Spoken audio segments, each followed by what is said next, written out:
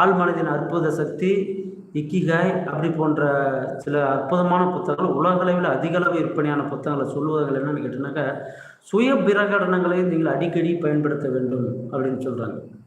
ஒவ்வொருத்தருக்கும் ஒவ்வொரு விதமான மன அழுத்தம் இருப்பது உண்டு. மன அழுத்தம் இல்லை என்றால் அவர் மனிதனுக்கிட்டது பிணம் அப்படின்னு சொல்லியிருக்காங்க.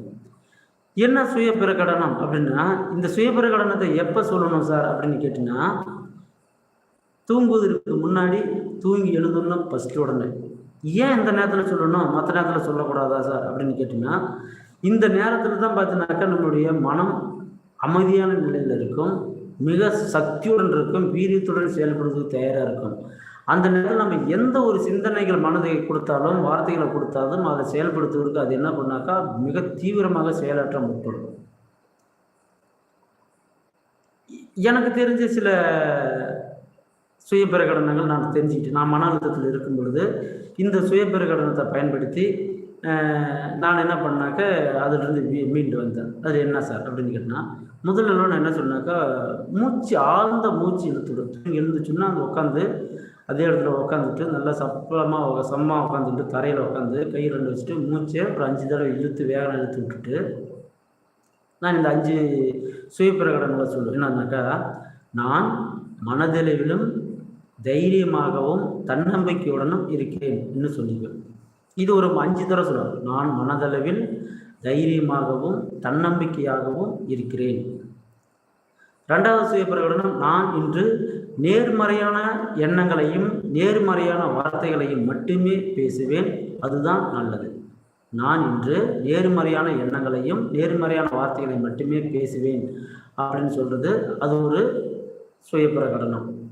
அடுத்து, பிறருடைய அன்பையும் பரிவையும் பெறுவதற்கு நான் கடுமையாக முயற்சி செய்வேன். இது போன்ற சில சுய பிரகடனங்கள் என்ன பண்ணாங்க அடிக்கடி நான் சொல்லிக்கிட்டே இருப்பேன்.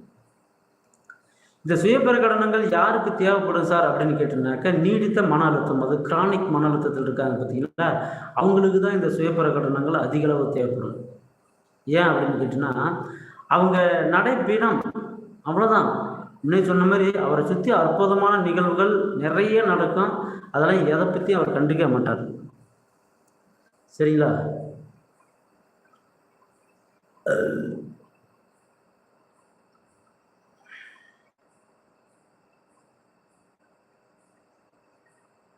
வந்துட்டு இருக்கோம்.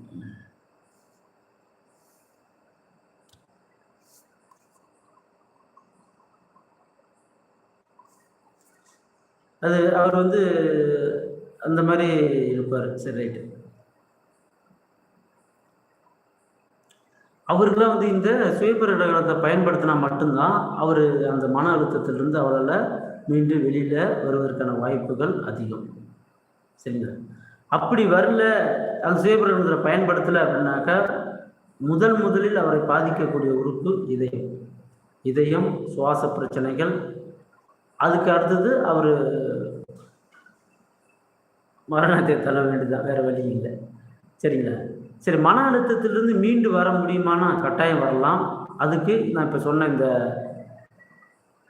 சுய பிரகடனங்களை பயன்படுத்தினால் மட்டும்தான் மன அழுத்தத்திலிருந்து நம்ம மீண்டு வருவதற்கு வாய்ப்புகள் அதிகம். அடுத்த, நேர்மறை எண்ணங்களை வளர்த்து கொள்ள வேண்டும் அப்படின்னு கேட்டிங்கனாக்கா, எப்படி வளர்த்துக்கணும் சார் அப்படின்னா, ஒரு நல்ல நண்பர்களை வளர்த்துவதன் மூலமாக நாம் என்ன பண்ணாக்க இந்த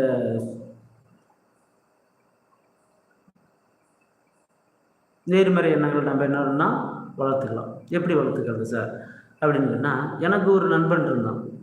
ஆரம்ப காலத்தில் பார்த்தினாக்கா ரொம்ப வறுமை கோட்டு கீழே இருக்கும்போது பார்த்தினாக்கா எந்த ஒரு செயலும் செய்வது கிடையாது. என் கூட படித்தவங்க அவன் கொஞ்சம் நல்லா படித்து கொஞ்சம் முன்னாடி வேலைக்கு போயிட்டான். நான் சிறு வயதில் கல்யாணம் பண்ணி குழந்தை பெற்றுக்கிட்டு ரொம்ப சிரமத்தில் இருக்கும்போது பார்த்தினாக்கா மன அழுத்தம் அதிகம். நம்ம ரொம்ப அவசரப்பட்டுட்டோமோ, ரொம்ப தப்பு பண்ணிட்டோமோ அப்படின்னு. அந்த நேரங்கள்லாம் பார்த்தினாக்கா எது நடந்தாலும் அதெல்லாம் ஒரு நன்மைக்கே தான் அப்படிங்கிற அந்த வார்த்தையை பயன்படுத்தி என்ன ஒரு ஆறுதலை கொடுத்தோம். இன்னைக்கு காலகட்டம் வரைக்கும் அவர் அதான் செஞ்சிட்ருக்கிறோம். அப்போ அந்த ஆறுதலான வார்த்தையில் பார்த்தினாக்கா நம்மளுக்கு ஒரு புது நம்பிக்கை கொடுத்து புது தெம்பை கொடுக்கும். அப்போ நம்ம மீண்டும் செயல்பட வேண்டிய ஒரு சூழ்நிலை நம்மளுக்கு உருவாக்கும். அந்த மாதிரி ஒரு சிறந்த நண்பர்கள் நீங்கள் உருவாக்கிக்கிட்டீங்க அப்படின்னு கேட்டிங்கன்னா உங்கள் வாழ்க்கை மிக மகிழ்ச்சியாக இருக்கும்.